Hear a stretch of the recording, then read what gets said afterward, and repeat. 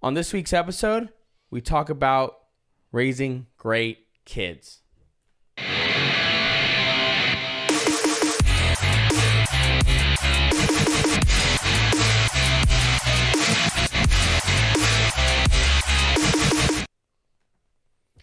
Welcome back to another episode of the Counterculture Podcast. I'm your host, Christian, along with my great friend and co-host, Taylor. How's it going, man? It's going good, man. Can't complain. Good. Work's slowing down a little bit, but in like a good way. Moving to like a different community now because I've been in the same community for like 3 years. Mm-hmm. So, change is good. Sometimes you need to just mix it up. So kind of looking forward to. It's almost like a fresh start. I'm at the same company. It's not like a demotion or anything. I'm just going to a. They need you elsewhere. I'm a little bit closer to home, so. Oh, that's good. So yeah. Excellent. Different product. I'm going to be building townhomes now. Mm. So I got to crank those puppies out. Right. All for the, that'll be good. No, Excellent. well, I'm excited because I've been getting frustrated and kind of burned out with my price point and my buyer. Because I'm selling homes that are 5+. I'm not selling, but I'm building and doing the walks to buyers and having them do the punch list and get them to feel comfortable enough to sign off to then go close. So if anything, I've got the hardest job. You know, a salesperson does what? You're almost like... Shows them the product, shows them some plans, gives them a timeline roughly that I have to adhere to, but gets them under contract. And from there, he's just kind of a mediator between construction and the buyers, wants and needs. I got to make it happen. I mean, it sounds to me like you're the actual salesman. Yeah. And I don't make that, 5% commission on the house. I've got a base salary with a little bit of a bonus, but it's not important. We're not going to get into all that. I like what I do though. But no, so mixing it up, getting away from, imagine you're spending a little bit more than $500,000 on a house. $500,000 that 2 years ago was $350,000. So the product hasn't changed. The materials haven't changed. The selections haven't changed, but the buyer has changed. So I'm getting a higher clientele buyer that's expecting that, $500,000 plus type of house, but they're, no offense, you're getting, I wouldn't say a starter home, but it's a nice entry home that, somebody can be in a good neighborhood, good schools, and you can plant for years. It's not like you bought a resale that, is 20 years old and you kind of get your credit built up, you get some equity and you move, which, starter families, you always make those first sacrifices with the first couple houses. So yeah, I don't have that buyer. No, this is their fourth house and they know what to expect kind of, they know quality. And I'm like, ugh. Anyways. So yeah, good things. Excellent. So before we jump into it, because we have a great topic today, because we were talking about this before we started. I mean, a little bit, but you've been pretty vague. Yeah, well, I like to get your genuine reaction. And here's the thing, right? Because I want to talk about our subject tonight, because, I don't want to talk about, and I've said this the last couple of weeks, like, I don't want to talk about the whatever is, the thing in Ohio, and, I hope everything works out for people that live there, obviously, and, UFOs and other things being shot down. It's just like, and then there's a committee now going against the Biden family now, I don't know, man. It's tiresome. We're not there yet. Right. We've been a little bit on the family values train for a while. Yeah, I mean, bad. No, we're not doing that. And I'm just, that's what we're going to stick with, because at the end of the day, the only way that you make real change is creating strong families. And the way you create strong families is by making babies. But raising those babies to be good, productive citizens, right?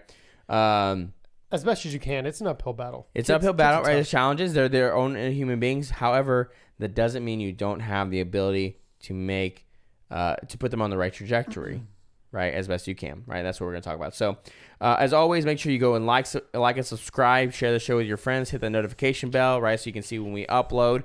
Again, you're going to see this isn't a live, right? But again, schedules happen and things like that, but we want to make sure we get this out to you guys. So, again, not a live, but, we're up. Again, you can find us on Instagram. We're live, but we're not live. Exactly. That's a bad one. We're time traveling, right? Because my dad jokes are getting worse. You're watching this after we've recorded it, so it's almost like you're looking in the past, in the present, and then we're talking about the future. So, Yeah, think about that for a second. So then also you can find us on Instagram, which at the Counterculture Cast, which our Instagram following has grown like a lot this past week. I don't know why. I'm not gonna ask why, but it's growing. So if you found us right and go over there, great. If you found us on Instagram, come on YouTube, right? Subscribe to our channel, right? Watch our content. I think you'll like it. If you like the Instagram, you'll like the content on here. So then you can also find us on Apple and Spotify. But to get right into it, right? So I got an inspiration about this because I saw this post on social media, right? And it stopped me in my tracks. I'm like, this guy knows what he's talking about, right? And because it was a post, it was on Facebook, and the title of it is "Rules for Raising Kids." Right. And whenever someone makes a declarative statement like that, I'm like, okay, who is this guy? Right. What are they talking about? Right. Okay. And all this kind of stuff. And I read these rules he has for raising kids. I'm like, that's pretty good. Right. This guy, his name is Sean Whalen. Right. And I actually recognized him.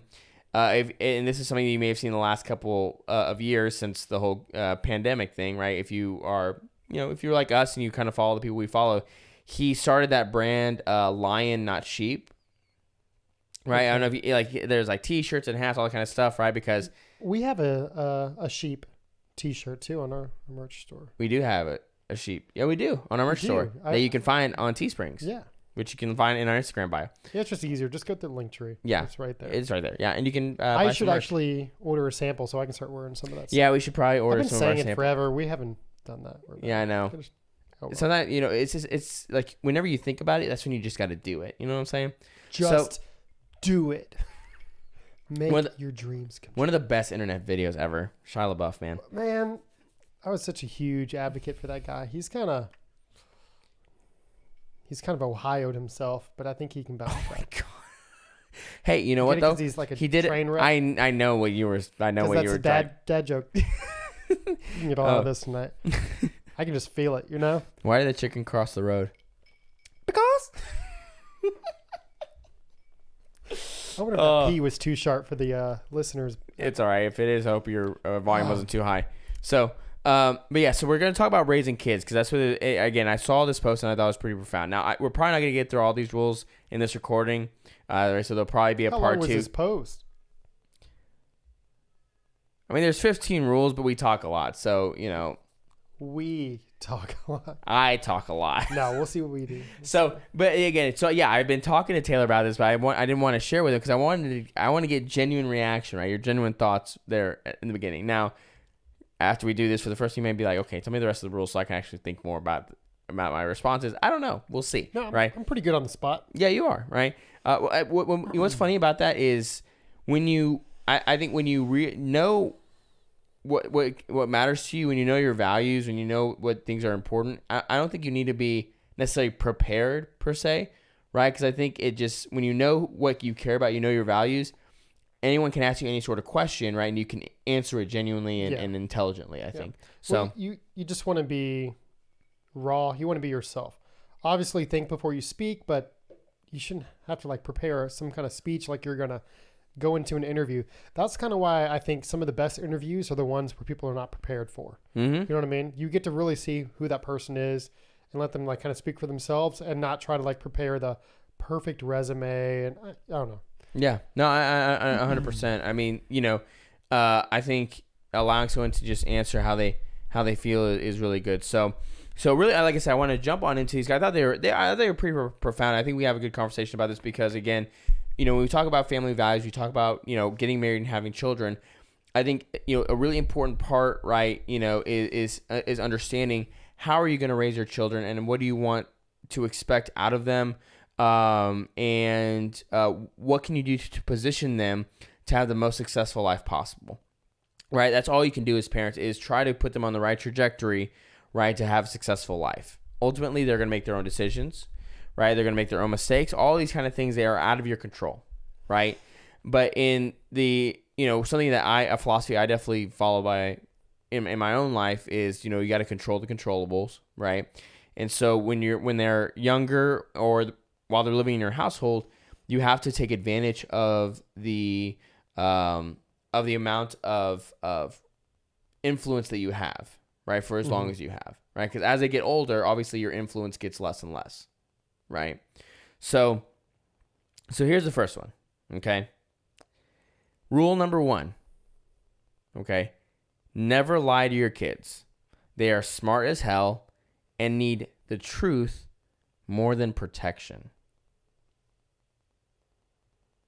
I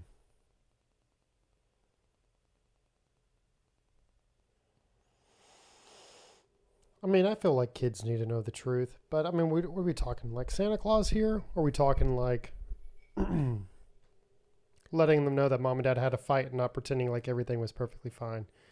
Kind of I think more of the latter versus the former, right? I think things like Santa Claus, which, for any kid that's watching, right, you better be good, or Santa will bring you coal for Christmas, because he is real.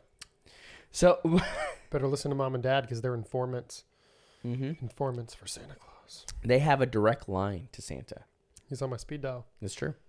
You actually get it when you be after after your wife has the baby, right? Or if you're a woman, once you have the baby, right, with your husband, right? One of the next things that they give you at the hospital is actually an information form, right, to send your personal contact info to the North Pole, so that you have direct line. It's true. It's true. It's true. I don't think kids are watching our show. Just in case. That's what happens. So I don't think it's stuff like that. Okay. Right. Because yeah, that's part of being a parent. And part of that is it's part of American culture, right? Santa Claus. That's all part of growing up. So I don't think it's things like, I don't think that's what he means. I think he means things like what you just mentioned, right? Sometimes mom and dad don't agree, right? However, we come back around, right, and still love each other even when that happens. Right. Well, you're teaching them better lessons by letting them know that it's okay and it's normal for people to fight. Now, if you're having unhealthy fights, that's a whole different story. Like, you're not, one, your kid shouldn't see that, but two, nobody should. There's something wrong. So domestic, physical, even, although this one's kind of a stretch, but it's kind of been popular the last couple of years, is even verbal abuse. But any kind of abuse is not okay. But I don't know. Learn to argue in a healthy manner. But the point is, arguing is normal. I mean, I tell people all the time, if I'm giving relationship advice, if you don't have healthy disagreements, then somebody's keeping a part of themselves back. Right. You're not seeing a true side of them that, and it's going to turn and rear its ugly head sooner or later. And that's could ultimately lead to divorce or what have you. But like as a kid, I mean, to the original rule, I should say, on the post is, lying in order to protect them doesn't, the protection that you're trying to do is like shelter them, let them know, maybe teaching them mom and dad and everything's perfect and this is what husband and wives do. And heaven forbid one day you do divorce and they're, I don't know, middle school, high school, and their whole world falls apart because in their mind, everything was perfect. Mom and dad always loved each other. So you create like a false sense of like expectation or reality of what a marriage is. But this, on the flip side, I think if by exposing that to them and by letting them know, hey, this is normal, people fight, couples do. And like sometimes my kids even kind of see when me and the wife bicker, but we don't hide any of that from them. I think it teaches them what to expect out of life. And I don't know, I just think it's better that way. But even if it wasn't just mom and dad fighting, I mean, like, I don't know, that there's certain things I feel like we should shelter our kids from and just not tell them the truth. But it's a fine line and you got to kind of toe that. Like, I'm trying to think of like maybe a more dramatic example. Like, for example, if a family friend of yours like passes away or something, for example, somebody that, maybe wasn't direct family, but like one of like your buddies or my buddies who's always coming around and the kids kind of get to know and they kind of see you on a regular basis. Say if you had a falling out with that person or that person passes away, like, I don't know, depending on the kid's age, do you just say, they moved? Like, I don't think that's right. I don't think that's protecting the kid. I think no matter the age, I think you can be able to sit that person down and and treat them as a human being, and you can tell them, what's actually happened. in a way that is appropriate for their age, I should say, but don't hide it from them. Right. I think 100%. And by the way, I was listening. I sent you the post on Facebook just because my phone's on 3%, so it's probably gonna die. 3%. But so just in case, I sent it to you so you can pull it up too. You have to be prepared, guys. You have to be prepared. So, okay, good. It popped up. I was like, oh, please pop up. So how much battery do you have? 84. Okay, I'm just. It's a 14 though too, so it'll last till tomorrow. Oh my god! If only I had that 14 money. Anyway, I'll let you talk. Say the rules. AT&T, I didn't pay a dime. Yeah. Bing, boom. They just take it out every month. I don't know how it works. I got a checking and a savings. Not much in either. Just because I picked AT&T out of. It's like that. It reminds me of the Kevin Hart joke. That's it. Like, oh, it is. Yeah. Okay, cool. It's like, well, it's the way my bank account works is like. You see, guys, I'd love to, but I got a checking and a savings. And what's so great about that is because the whole point of the joke is that he's like starting to make money, and he's gotten into a circle with people that have made money for a long time, and he's like, oh, like shit, I actually don't make a lot of money. Because he like went to go party with somebody. It was like Dwayne Wade or something, like some basketball. P. Diddy or something. Yeah, and he's like, oh, I can't do that. So good. I love Kevin Hart. You know what, guys? This one's on me. I'll get this table, and then somebody orders something and is like, wait, how much is it a bottle? Yeah, what was that? Actually, guys, maybe we should go ahead and split this one up because whatever the bid is, it's one of his older stuff. Yeah. Oh man, God, that was so good. So, yeah, I think I think, and that's where there's prudence with that, right? To your point you were making was like, there are some things that you can't tell them because it's not appropriate or not the right time. Mm-hmm. And I think instead of lying to them, because I think they will realize when you're lying, I think it's important to say, look, I can't explain that to you right now. And just saying, you're just not ready for that. I don't think that's a bad thing. No. Right? And it's maybe not the best situation, but I think that's far better than getting into a habit of lying to your children, even their small lies about certain things that are happening. You know what I mean? I think it's just fair for them to know. I mean, this one's the typical movie cliche of keeping a secret, but imagine you adopted a child. Why didn't you ever tell me? There's nothing more like selfless than adopting a child that's not your own. And the hoops that you have to... Anybody can pump out a baby. Half the time they can get it paid for by the government for free, depending on your circumstance. Anybody can do that. This is true. But the type of people that have to go through the hoops, the rings of fire to be able to become somebody who can legally adopt a parent, and then the wait list and everything else. I don't know. They're great people. So imagine doing something so selfless and raising a child that's not your own. I think this is the perfect example of that question or that rule. I keep saying question, but maybe the earlier the better. And you can explain it to them where they kind of understand, but they learn and they grow up with you and they have that respect for you. But finding out as a teenager and it's like your whole world's been turned upside down, I mean, that's a hard pill to swallow. You kind of feel like you've been lied to your whole life, even though somebody did something selfless for you. I don't know. Right. And that's where, again, I think there's a balance in trying to figure that out. And, but again, and the reason why, I think it's a good rule too, is that your kids, like it says, actually are pretty smart, even at a young age. Like, my oldest is 5, and I have to watch myself because they're not missing much. You know what I mean? Like, your kids aren't missing that much, right? When they act more innocent around us than they are. Yes, right. They absorb much more than you think they do, right? And so that's why it's important. Like, as for my wife and I, like, if we're gonna have like a adult conversation, we're very much, try to be aware of either.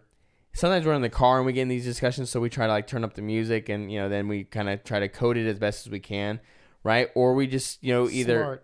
Do you change the equalizer to like fade it to the back of the car so it's louder in the back? Yeah. It's like the cone of silence. Yeah, exactly. Yeah. So they're singing to the Prince of Egypt soundtrack, right? While we're talking about whatever we need to. That sounds like something that would be in your minivan. Dude, let me tell you, like, we go hard. Okay. Have you ever done we're going on a dragon hunt? No. What is that? I'll explain. Oh no! Wait.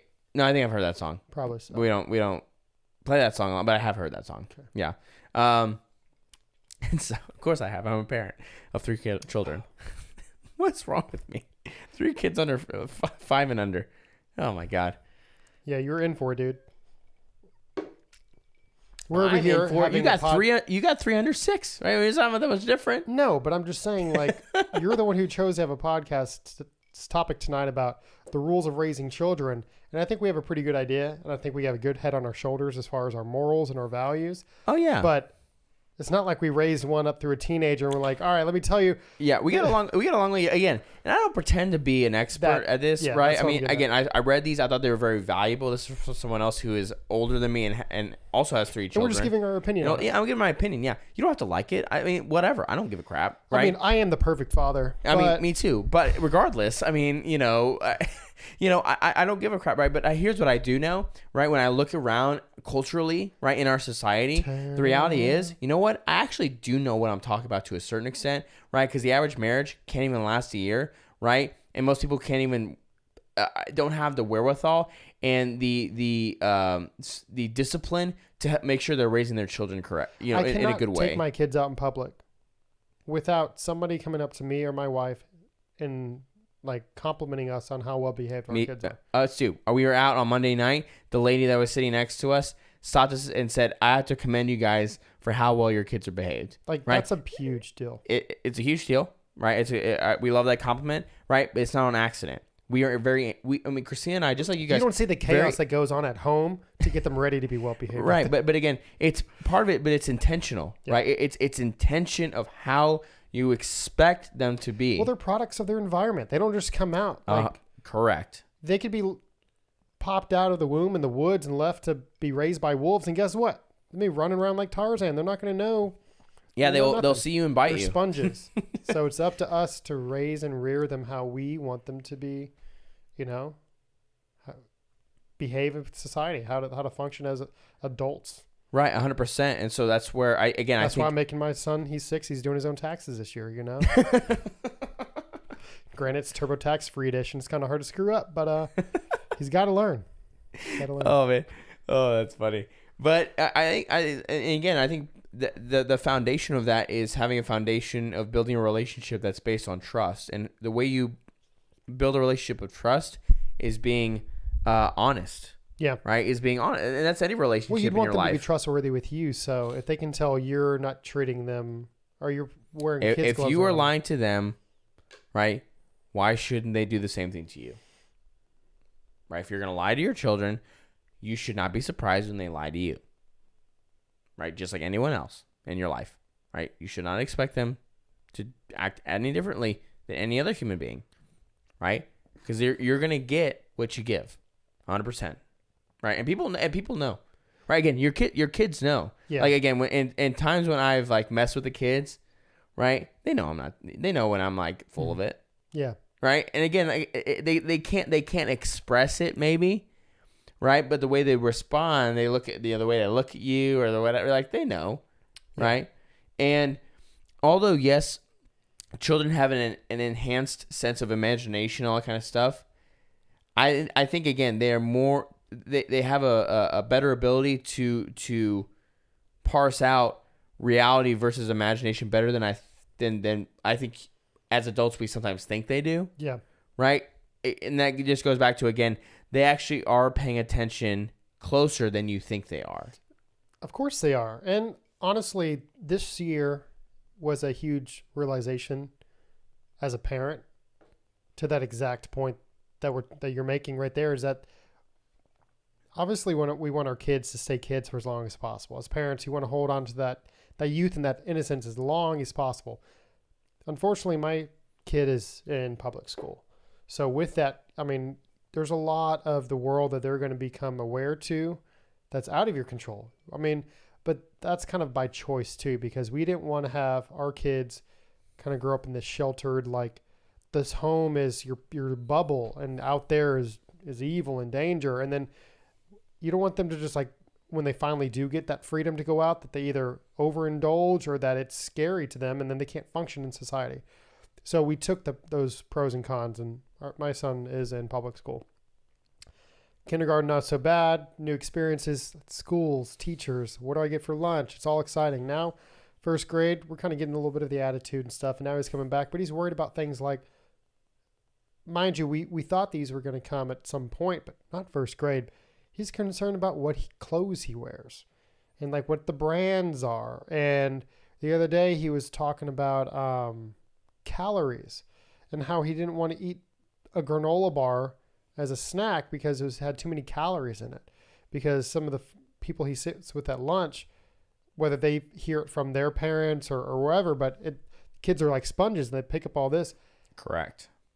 I don't know if the kids were uninformed on it or if they were just being silly, and my son is too innocent, so he just took everything just for like a impressionable, fact. Yeah. But that's why me and my wife suddenly had, and the first time he didn't take it because he didn't believe us. He was trying to tell us we were wrong and no, calories are bad. So I'm going at this point over the top. I'm like, calories are energy. They give you, I'm like giving him like, okay, you want the truth? You're going to get the truth. Like, and it took like 2 days, but now he understands. But like, I never would have thought that I would have had to sit down and explain what calories are and about how it's okay. You can eat what you want. Only adults have to worry about what they eat, kind of situation talk with him. But apparently I need to start, treating him more like an adult, I guess, than I have been. Because in my mind, he's still like a little 3-year-old running around, and everything's awesome. But this kid knows how to do the gritty, and he knows how to like bypass passwords on the TV to watch streamers play YouTube on Roblox. And we took all that stuff off the TV, but you turn around and he'll be sneaky and he'll try to change it. I'm like, what are you watching? Nothing. I'm watching this. And it's already on something else, So yeah, they're smarter than you think. So you need to treat them as such. If not, somebody else will, and they'll resent you for it. That's right, and that's why again, and that's where again, like you said, like you just have to just build a foundation, right, and start with a strong foundation, right, for the relationship, which is trust, which comes from telling the truth, right? So, So I mean, I think that puts it so. Rule number 2. Don't worry, I still have battery left barely. So rule number 2. So I won't take a peek. Tell them you love them every day. That's hard. I make a point too, and I think with the birth of my newest daughter, it was a healthy reminder of how precious that time is. I mean, it's so easy to get caught up in the day-to-day. Same with the marriage, the monotony, the minutia that builds up that you deal with, and come home and you start going through the motions. It's the same roller coaster. You just don't know how to get off. You come home, okay, take your boots off, let the dog out. What do we want for dinner? You start prepping it or let it thaw out, or maybe you say hi to all the kids, and then, that's when you go and change or shower, or you read a book or whatever it is that you do. But you can get caught up in that, and then you're just kind of going through the motions, and you can blink and you realize half the school year's gone. Or, for example, right now my son is in basketball. So it's like, Tuesdays are practice and there's a game, and you can blink because you're like, oh, that's today. Oh, we got to do this. And you look back and half the season's over and you're like, how are we missing this? Because you're so worried about being inconvenienced or what you got to do next or what else is on your plate that you stop living in the moment. And I think, it's important to slow down, because there's the one thing that I've noticed as a parent, and everybody always says it, especially to new parents and newlyweds, just wait till you have kids, you're going to blink, it's going to be gone. I'm like, okay, thanks grandma or whatever, whoever lady on the cruise ship with you on your honeymoon. It's like, I didn't need to hear that. I'm trying to enjoy that now. But it's true. Like, my kid's already 6. It feels like yesterday. I mean, you go back through like Google Photos, thank God for like all the free storage on the cloud. Because I've been through like 3 phones by then, but you can go back and you can see all those videos. You're like, holy crap. Like, that's already like, I've got one now that's like at that stage. And then you realize, and it kind of makes you feel a little bad. At least for me personally, I feel guilty. Like, I'm missing where he's at now because I'm so worried about that. Like, how did this all happen? So you go suddenly and you're showing him that extra attention, but sometimes it takes you going back looking through photos for that to happen. But I think someone who may be a better person than me can focus on that every single day. So every single day, tell them you love them. Or, it's easy to shrug your kid off because, like, if me and my wife are having a conversation or we're trying to figure out whether it's taxes or this or that, I think it's pretty easy to get caught up in like, wait, hold on, like don't interrupt. Maybe they just wanted to, like most of the time it's they were coloring something or doing Legos upstairs and just built something creative and they just want to show you. And I think those times they're finite. They're not infinite. You're going to blink and then that's the time where they're 13 going and hanging out with their friends. And you're like, hey, do you want to watch a movie with your dad? And they're too busy for you, you know? So I think it's important and it's it's a difficult pill to swallow because I get caught up in it too, but not to shoo them off, to stop and realize, okay, hold on a second. I could use this moment to be like, hey, like you don't interrupt mom and dad when we're talking. You can wait your turn. There's times I do that. And there's times I choose to have a little bit more grace and show them that attention because ultimately they're excited to show me what they've been a part of. So a long-winded version of that, but I think it's not just telling them you love them, but also showing them because I think it's easy to get caught up in every day and not do that.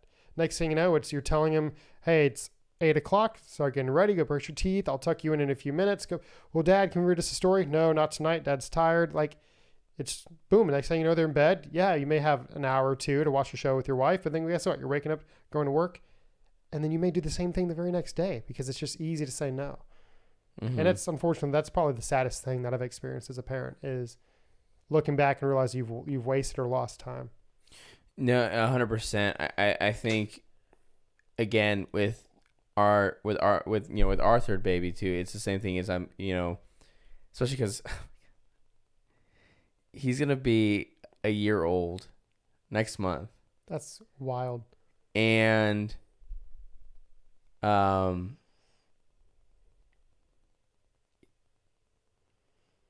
the time, like I said, everyone says it, right?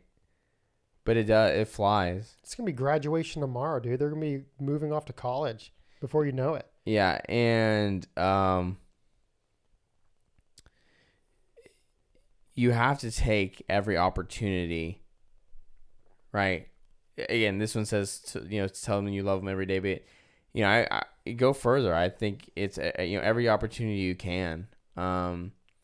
It's because again, like you said, like your memories. Like I saw a Facebook like a little memory thing of when we first had moved into the house we're in now, and I saw them, and I it was just the two at the time. It wasn't Liam wasn't with us yet, and I looked. I'm like, is that what they were? Is that how old they were when we moved in? Right, and they just look like babies. Yeah, and I'm like, they're still babies up in your eyes, but now they're kids. Yeah. And I'm like, my son isn't a toddler anymore. And the saddest part of being a parent is not recognizing when those next phases start. Those milestones when they've started. When you go from a newborn to a baby to a toddler to a young child, you don't get a notification on your phone letting you know it's happening. It's happened and you didn't realize it. And sadly, again, you won't realize it. And that's where, again, time, quality time is the greatest gift you can give your child, right? And again, quality time doesn't mean core memories that they can look back on. Daddy-daughter dates, things like that. Yeah. Something that I've been struggling with because now that I'm me and my wife can no longer have kids, so we know this one's our last. So compared to being the kind of hands-off dad, like, I don't want to hold the baby. I've been very involved. Always wanting to hold the baby, showing a lot of attention, which obviously is not a bad thing, but too much attention and then the other kids notice. Then the other kids regress a little bit. And my wife pointed out that I haven't been as affectionate to my middle child, which used to be my little girl, and she still is. Don't get me wrong, but now I have a littler girl, so it's kind of weird dynamic. But so I've been making an effort to still show her attention because my oldest gets dropped off or picked up from school, and sometimes I help with that. So I can ask how his day's been, or I can wrestle with him. But I don't know. There's just something that was missing that was kind of almost taken away from my old youngest. And I don't know, even the little things like I used to always tell her, okay, when I'm leaving for work, and I still do, but I would tell her, okay, all right, love you, bye, be good for mom. And recently, I don't know if it was before my daughter's birth or kind of right after, maybe it came out from like a tension thing, but she started doing this thing, and it's the funniest thing, but I say bye, and she's like, bye, and she tells me to be good for my boss. She's like, bye, all right, be good for your boss, but she says it in her little, her little like Lily voice. Yeah. And it's like the cutest thing. I'm like, it's something that me and her share. I'm like, be good for mom. She's like, be good for your boss. But I think it's important to. Who listens better? You or Lily? Honestly, probably her. I'm a terrible employee.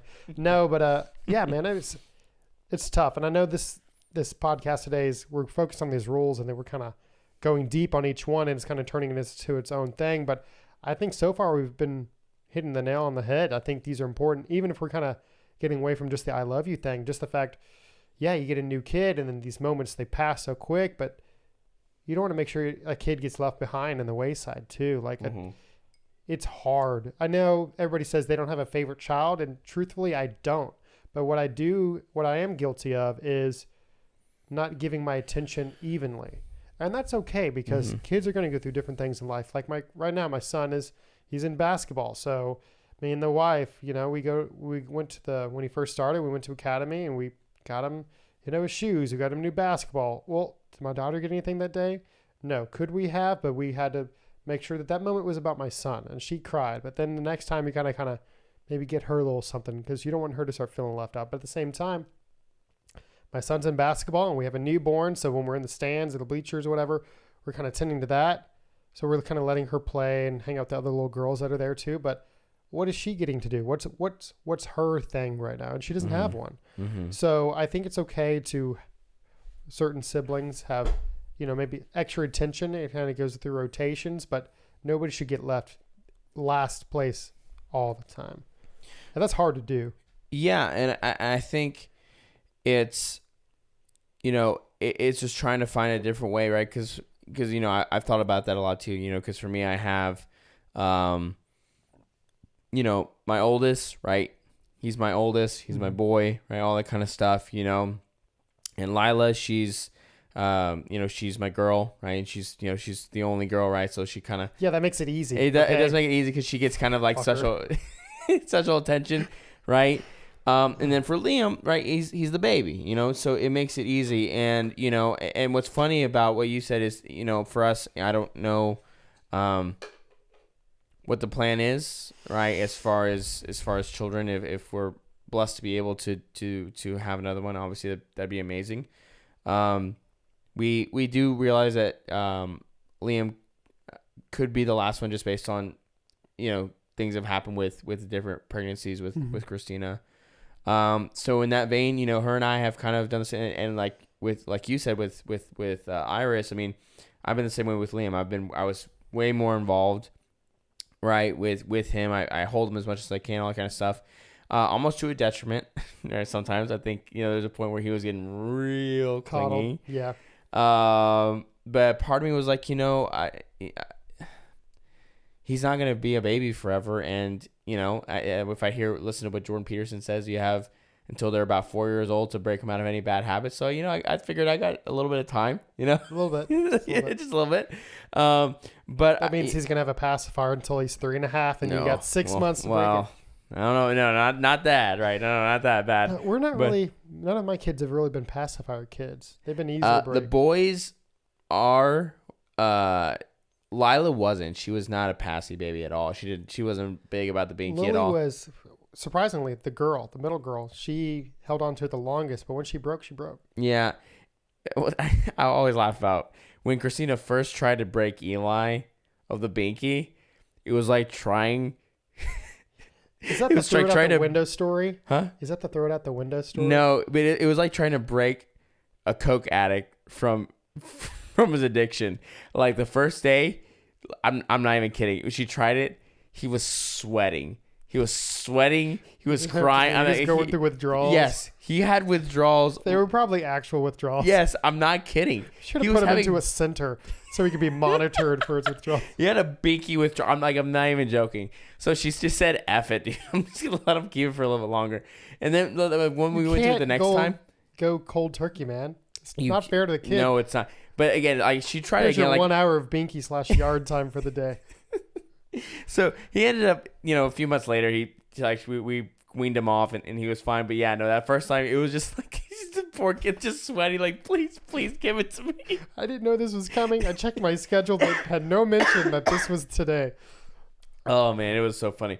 But I'm going to go ahead and actually mention number 3 because rule 3 and 2 actually kind of go together for what we're talking about. So it says hug and kiss frequently. Mm-hmm.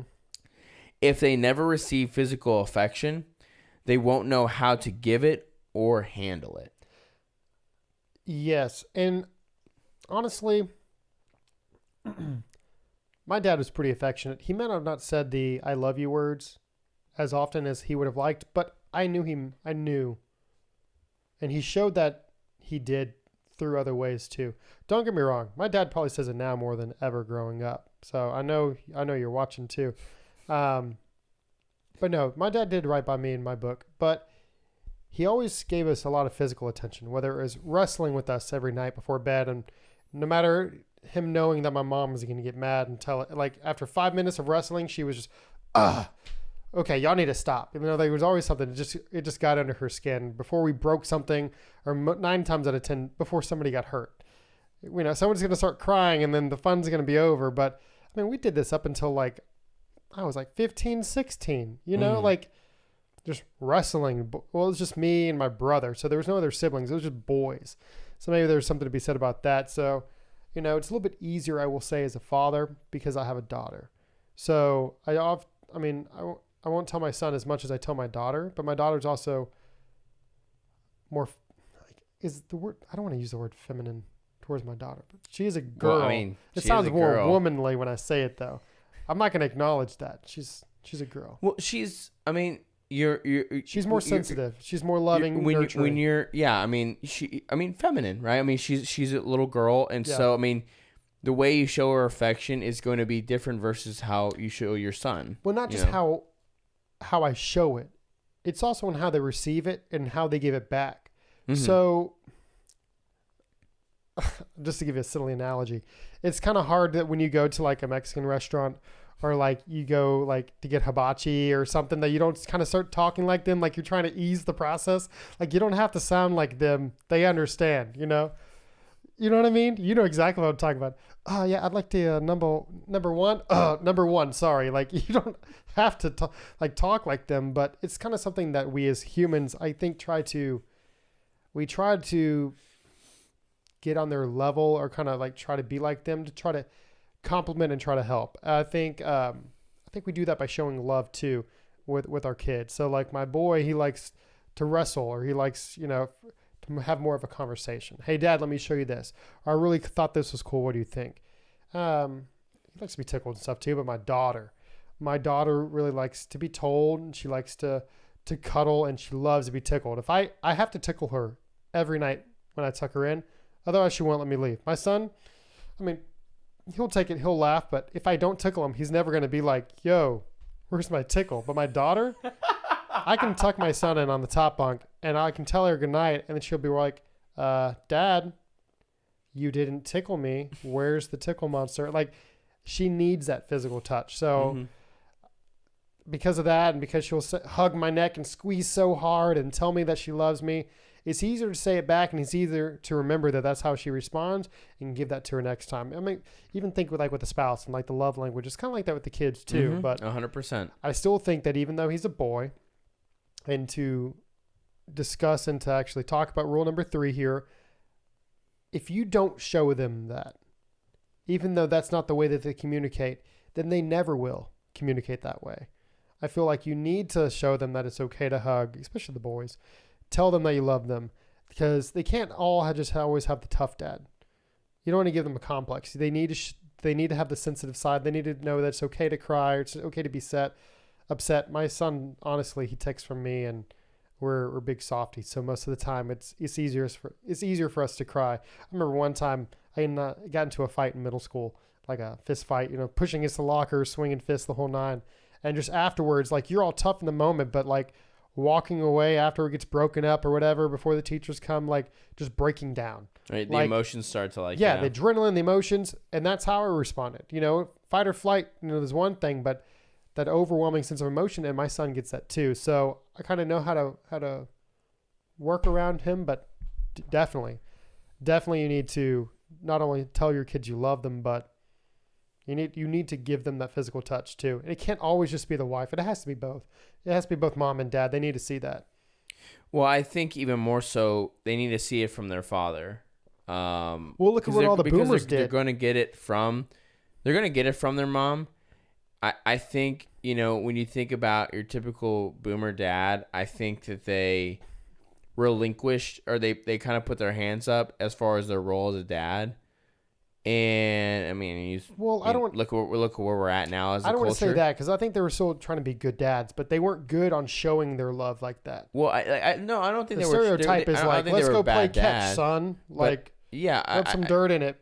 And then the mom was the nurturing one. But there's a lot of kids who grew up like that saying, I'm never going to be like that, like my dad. I'm going to tell my kid that I loved him. And I think there was a huge shift in like the pendulum where dads were almost too nurturing and too soft. And we raised a bunch of boys who never grew up to learn how to be men. I think is also part of our issue. Bunch of pansies. But I think now we're kind of finding a good reset. I think with you and with what I'm doing, there's a healthy balance. Right. Well, I think it's I can't remember who said this, but they were talking about, if you're gonna be strict and discipline your children, right? You, in the same vein, you have to show them that you're just affection. as much, if not more, love. Right. Yeah. You have to show them that. And I'm a pretty tough dad, so I know I can be tough too with my kids. I know I am, right? And I've had people that give me a hard time. If you're not, then who will be? Yeah, nobody will be. And for me, I only do that because I'm willing to show them a bunch of affection, right? And also when they do the right things, let them know it was the right things, and then I'm happy about it, and it makes me proud that they do the right things, right? That's where you gotta have the yin and the yang, right? Yeah. Like, yes, I think it's important to have discipline, right, and be tough with your kids sometimes, right? As far as the standards you hold them to, but in the same vein, you have to show them, and I think that's where this rule is really key. Is like, show them that you love them all the time, right? And again, each one of your kids are going to feel loved in a different way, okay? Mm-hmm. Like again, to your point, the 5 love languages does directly affect, right, when your kids, because your children are human beings, right, that feel love in certain ways, okay? Like my son, right, he's definitely physical touch, right? Like many men are, right? Really? But yeah, like, See, my son, not so much. But I see the joke you were doing. But yeah, like I was saying, because your son is a hugger, man. Yeah, he is. He will hug the crap out of you. He will hug a stranger. He runs up and like a bear squeeze, hug. Yeah, he will bear hug you, right? And he does it to Titus. I feel bad for it. Titus is like, Titus is not the hugger, so he just kind of stands there like. Okay. But he's nice. He's too nice, so he takes it. Yeah, he's like, okay, we're friends. Which is a problem because he's kind of getting bullied a little bit at school, and or on his basketball team. When nobody wants to pass or share the ball, and he's just like, "Oh, it's okay. Like, you don't need to play with me." You're like, "No. You need to say, hey, here." I'm like, "Take that." Here. Yeah. So, and like my son, like you said, like he's like, "I'm gonna," like he's like, "I'm gonna beat you up. I'm gonna wrestle you, right?" And he'll jump on me, and he'll want to fight and all that kind of stuff. And a lot of people that where so many people went wrong is there was a generation of boys where they said, "No, that sort of behavior is inappropriate. You can't do that." Which was the worst way to respond to that. And the only way to respond to that is matching it with positive, healthy, masculine energy, right? Which is me wrestling him, right, and showing him who's boss. Well, every time. Yes, of course. But you again, have to dominate.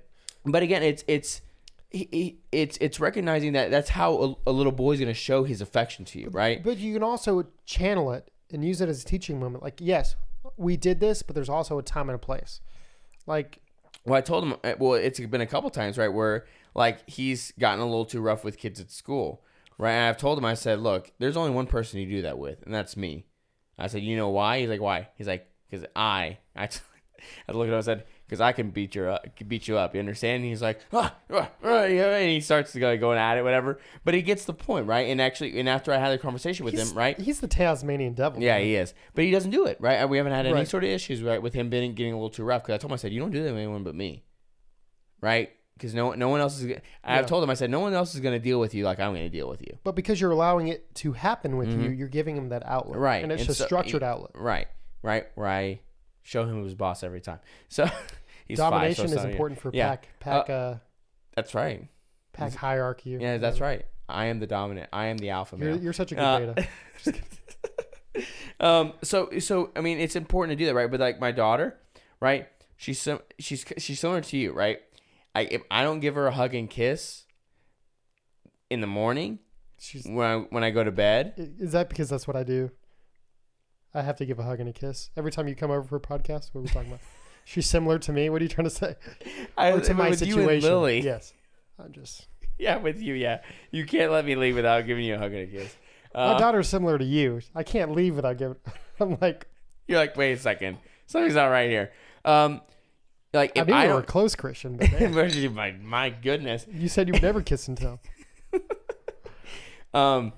Like, because like I work from home, right? And so when I tell the kids like I'm going to work, right, I'll give them both like a hug, whatever, right, and I'll walk down the hall to my office. Okay, it's not much, right? But that's what they say. That's why I tell them, I was like, hey, Dad is going to work. So you got to have that structure, that routine. They got to know. They do, right? And they do.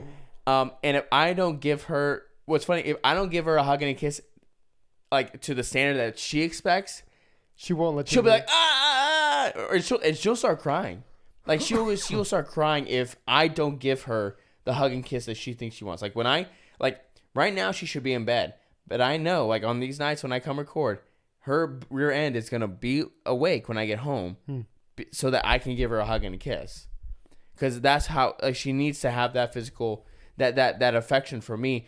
And what's important, and this is what's important about having little girls, right, and having girls in general, as the father, if you don't show them proper ways of affection, right, especially physically, like with a hug and a kiss, the very moment a boy shows her any sort of affection, it is game over. It's like a sponge in the desert that's never seen water. Yes, it's gonna soak it up. It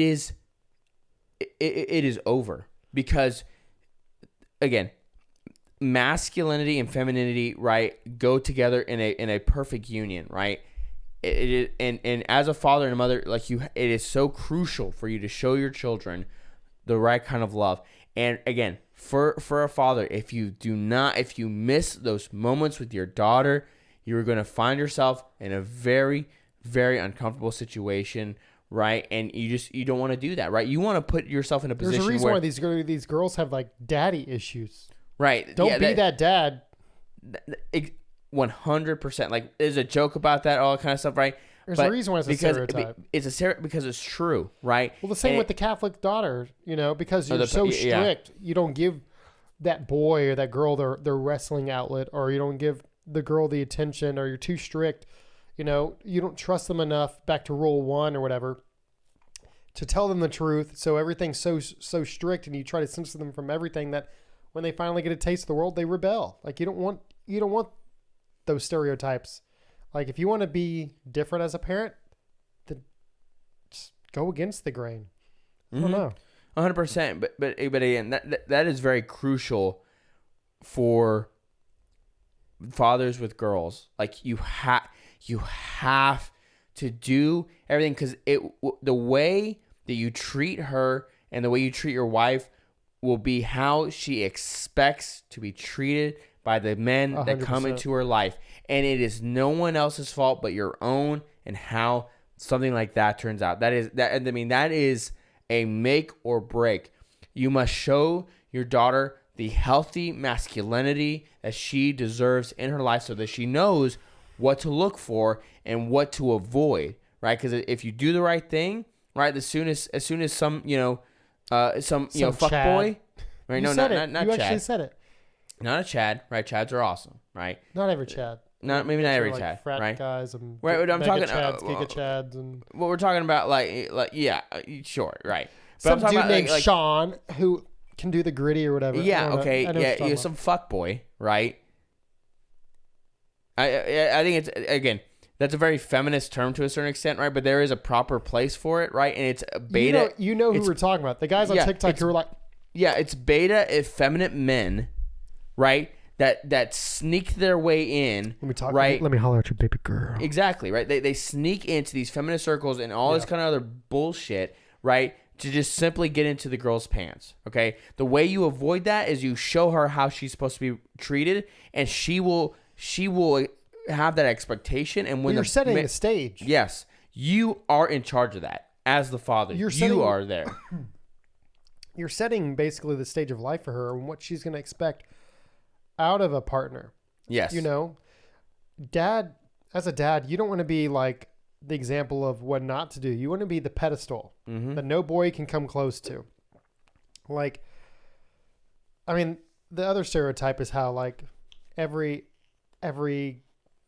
son wants to date his mother. Not literally, but like a woman. When you look for somebody in a partner, if you find the right one, a lot of times they're simpatico with your mom for a reason, because those same qualities is what you want. Well, the daughters do the same thing. They're looking for somebody strong, looking for somebody who's supportive, protective, but they're loving.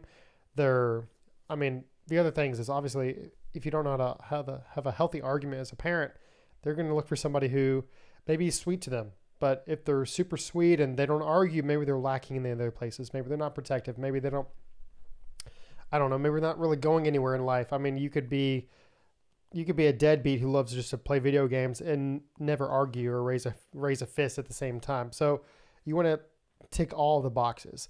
Like, I can just picture like my daughter finding or trying to court somebody, and she's like, nah, you can't do what? You don't know how to change your own brakes. You don't know how to fix a leaky sink, or you don't know how to do this. Like, just simply change a tire. Right. That's what I'm saying. Normal manly stuff. Like, there's so many guys nowadays who don't know how to do any of that. And I'm not saying like you got to be blue collar, because I'm definitely not blue collar. Technically, I've been both white, blue, whatever. But I've had to learn, because I have not always had money, that if I want a nice vehicle and I'm not going to be able to afford like to get it fixed at the same time, there's only so much money going around. So I'm going to have to either learn to fix it myself or not have a vehicle. So I've learned. Or stuff around the house, right? I mean, think about like for the y'all's house here, right? The painting you've done, or the stuff you've done to the kitchen, right? Like, yeah, you could have paid someone to do that, but you did it yourself, right? Or you learned how to do it. I'm in the field. I have contacts. I've got people who work for me, subcontractors, vendors. Most of them probably wouldn't even charge me to come out here, but it's not the point. The point is I want to work with my hands on my house.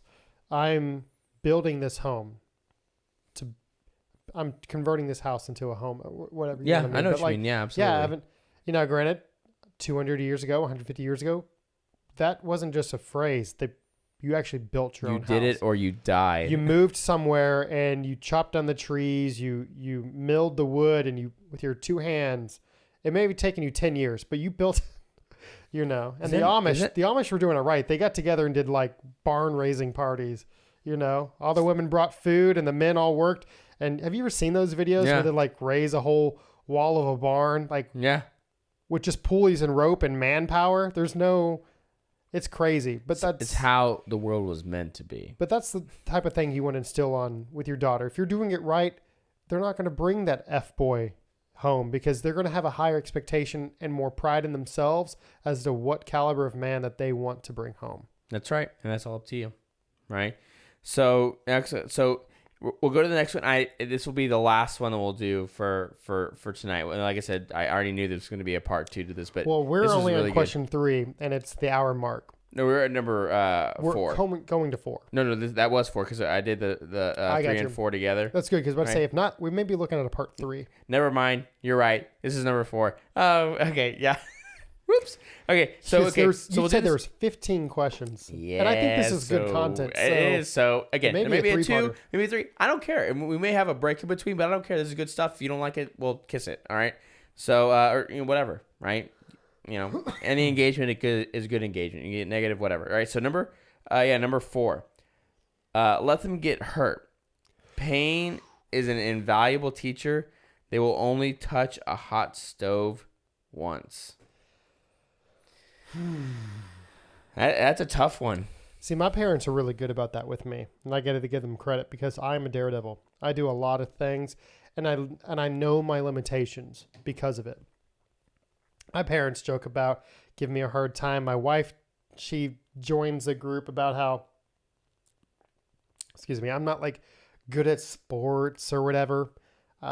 Just because I never really engaged in like team sports too much. I'm naturally athletic. I'm not going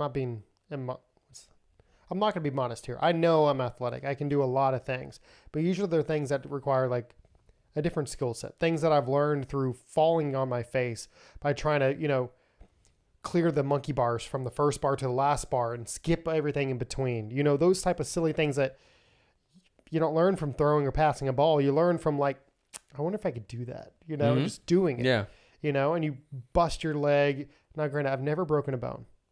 Maybe a finger or something that I wasn't aware of, but I've never broken a bone. So those Got Milk commercials, they did some justice back in the day. The marketing worked. Hashtag not a sponsor. Milk is not a sponsor of this podcast. No, dude, I used to drink like between me and my brother liked it a little bit. He drank it, but I'd go. Were you one of those weird families that would drink milk with dinner? Not my family. Definitely not. That wasn't us. But I may chug a glass of milk before I sat down for dinner. Or just drink. You know what I'm talking about, right? Like those kids that like ask for milk with dinner. Dude, no. That's just weird. It's weird. But I do like milk. Like milk for breakfast.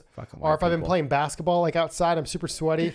Dude, I'll come inside and I'll chug a freaking cold glass of milk. And that may be weird to some people. That's gross. But I don't even drink whole milk like that anymore. But it'd be like cold whole milk. I used to go through like, between me and my brother, like a gallon in like 2 days. But like anyways, so milk.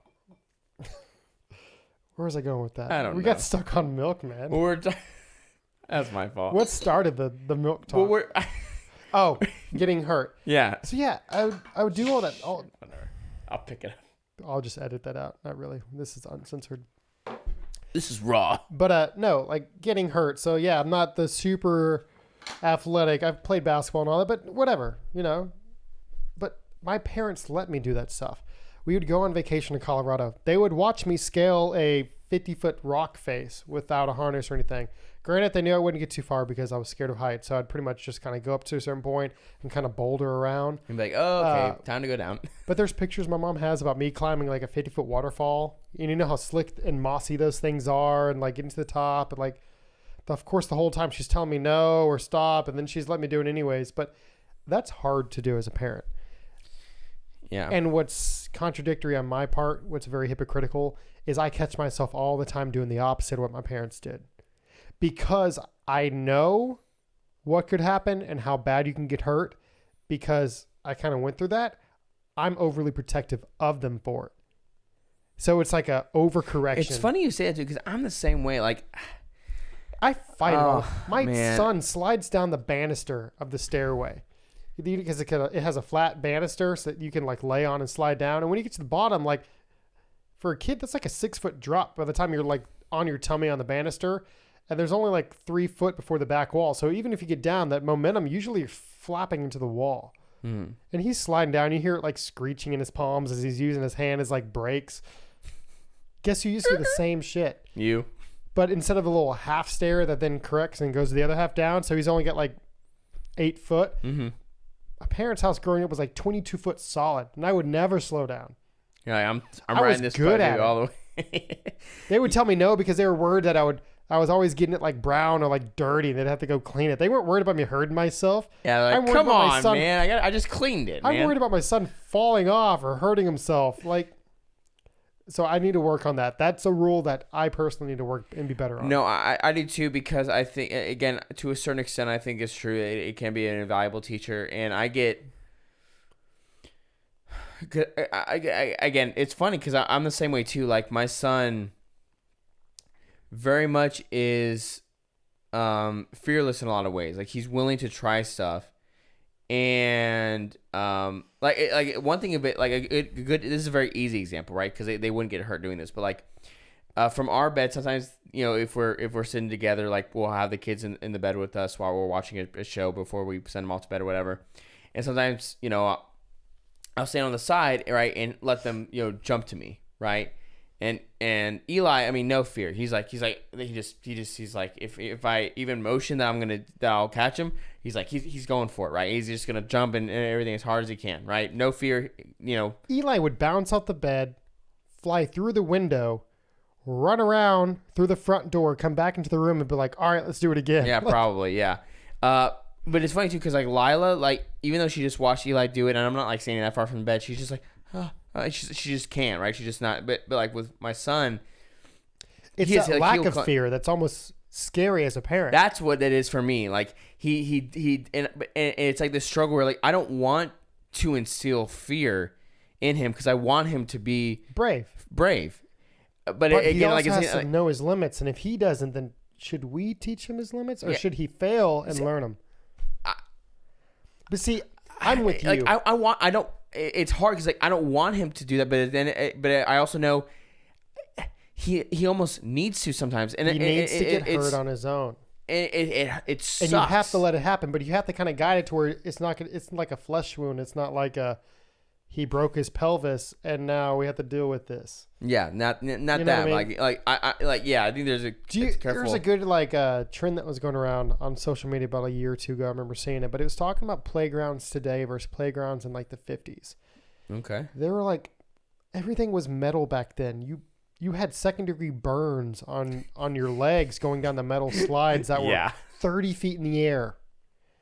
I grew up with a generation where those playgrounds still existed. Mm-hmm. And we could still go to the ones. I remember being in second grade. It was before I moved. And we had like a field day or something outside. But it was this old playground equipment that they don't have anymore. And I swear I'm not exaggerating. But I think it was like 20 foot in the air. It looked like a water tower. It's like two poles. Just for stability, but one pole, and it's kind of like a bell housing up top, like a bulbous looking thing, and it had a bell that you could ring. Okay. So you shimmy and fireman up the pole and ring the bell, and then you fireman slide all the way down. Or you can grab the second pole and kind of two-handed or shimmy, kind of like both up. We give you options. But that's all it was. It was like 20, 30 foot in the air, and you had to climb to the top and ring the bell. Like in PE, when you used to have to climb the ropes for like the Army PT and all that. But this is like old school. Like, we're going to train them young. They're going to be like Army brats by the time they're in the 5th grade. Like, they're going to know how to climb the pole. And I was really good at it. Although I was afraid of heights, but I guess I had less fear back then. I never fell off that thing. But you don't see any of those playground equipments anymore. Like, they took all that down. It's just, and now everything is padded with excess mulch, or the corners have plastic padding so nothing's sharp. But back then, the monkey bars, you'd go up to a 90 degree with a sharp edge. Nothing was rounded. Now, if you go to a playground, take notice. Every piece of metal is like rounded or curved. There's no sharp point where you can like hurt yourself. I mean, that's probably a good idea. Yes, but it's just playing into the fact that everything we've dummy proofed everything. Now, I understand if you have a newborn around or something, protecting your sharp corners, locking your, the knives up, putting the little bumpers on if you have a sharp coffee table, that when the kids just bumbling around learning to walk for the first time, they don't temple themselves out and see God right away. It's just temple themselves out. Yeah, it's like boom, KO. It's like the one spot they hit, just temple themselves out. Anyways, but that's my point. Like, I'm with you. It's hard. It's hard with so hard. My son's a climber like me. He likes to jump off things and climb. He's always swinging on the banister and the little newel post. What I'm not. That's why Eli, because we're looking at houses, that's why Eli says, he's like, we get a house like Titus, right? I'm like, I know what you're thinking. Two-story, I know what you're thinking, kid. Okay. He's like, I'm going to learn to fly today. We got any styrofoam? Yeah, right. Yeah, golly dang. That's but no, I don't have an issue with the example they used in the rule, which is like the touch the hot stove. There's been instances where I'm like, hey, don't do that. It's hot. And he's like, my kids will be like, it's not that hot. All right, here you go. Try it. And they're over here like doing the whole shavakadu thing, like, and then they burn their tongue and then they cry for 10 minutes. I'm like, I told you. And guess what? They've never questioned me again. Yeah. I don't have the issue in that department. So I feel like I'm 50-50 with the rule. as far as implementing it. But the climbing, the heights, we're not having to go to the doctor. We're having to go to the ER type situation. That's where I'm. Yeah, it's tough because I think Jordan Peterson kind of talks about this too. And again, you have to give them that freedom to be able to get hurt to a certain extent, and that's hard, right? Because you don't want your kid to get hurt. You don't want your kid to fall off the monkey bars or whatever. But if they don't do that, do they ever really learn how to do it really well? Like, I mean, anything in life, right, starts out you're doing it very crappy, right? You suck at it, right? And the only way to get better is by learning from your mistakes and getting better, right? And learning those lessons and then saying, okay, I'm not going to do that again, right? Again, to your point, like I touch a hot stove, you touch a wood, like I'm not going to do that again. That hurt a lot, Yeah. And again, and so if you don't give your kids the freedom to do that, then when they get older, right, they won't have had the lesson, right, to when those things happen to them in life, they do fail or whatever, right? And it's not a physical pain, but it's an emotional pain, or it's a pain that hits them psychological, whatever, right? Because it has to do with work or relationship, whatever. They can't handle it then, and then they're SOL, right? I mean, what do they do, right? And so, yeah, that's a tough rule for me. That's one I certainly have to learn. And yeah. Hey, nobody said parenting was easy. I No. mean, these rules so far so good. I would say that I agree with all of them so far. But it doesn't mean that either of us are perfect. Just because we agree with them doesn't mean that they come easily. I mess up as a dad every single day. Yeah. Multiple times I mess up as a husband and a father. Yes. Yeah. I'm a twofer over there. Yeah. But the difference is I don't give up. I get up. I try again. And more importantly, I try to learn from my mistakes to become a better husband, a better father, and a better person, better Christian, the whole nine. But I think the moment you stop trying is when you lose. Yep. You weren't 100%. Yeah, you don't lose until you quit. Exactly. That's anything There's in life. no book to life. There's no book to being a parent. How to be a parent 101 for dummies or whatever. This stuff doesn't work. It's trial and error. You can have ideas and theories, but you got to put your best foot forward. And guess what? The moment you have one child figured out, boom, there comes another one, and they're the complete opposite. That's right. And then not only do you have to reread that book or rewrite it for the new child, but you got to flip between the old book and the new book because you're raising two kids at the same time. So God bless the parents who have 3+ out there, because I'm over here saying, like, trying to get I feel you. Carla? I know. She's like, three? Chump? How not to be roommates? I never even brought up parenting because that was done, but the roommate problem. Yeah, shoot. But no, yeah, God bless y'all, because it's hard. I mean, giving each kid its own time and loving them and raising them in the way that they need to be done, it's a full-time job in and of itself. So, shout out to y'all, especially the stay-at-home moms who they're doing God's work, doing all that. That's right. I mean, there's still not a tax credit for that. I can get a tax credit if I pay a nanny, but by losing money, by keeping my wife at home, there's no tax credit. So the government doesn't want you to stay at home and raise your kids. Government wants your wife in the widget factory, right, slaving away for some other guy. And we said we weren't going to get political. Yeah, well, there's your little... It's about parenting, there's your little snippet. The government sucks. Anyway, thank you guys for joining us for this. Thank you for joining us this week, right? Great. I mean, this is going to be fantastic. Again, we're going to have at least a part 2. Hey, maybe a part 3. Call it a series. Yeah, let's call it a series. Whatever, right? Okay. But thank you guys for joining us this week. Again, you can make sure you like, subscribe, share the show with your friends. Because here's the thing. Even if you're not a parent, I think there's some stuff we talked about today that you can take away for yourself. Not only that, but you can implement. You've heard it. You may forget it, but you're going to become a parent one day, and it's going to be in the back of your mind and be like, I remember this dude on a podcast or YouTube channel. I can't remember, but I'm going to remember what they said because it stuck. So you're welcome. Okay. God bless. So you can find us. Yeah. You can find us on Instagram at the Counterculture Cast. Or you can Venmo me. Yeah, it's fine. Zelle's a thing. And whatever you want to use. Cash App. Yeah. You can find us on Instagram at the Counterculture Cast. Right. Again, you can find us on Apple, Spotify if you prefer the audio version. They go up eventually. Oh man, we'll see you next week. Later. Get out of here.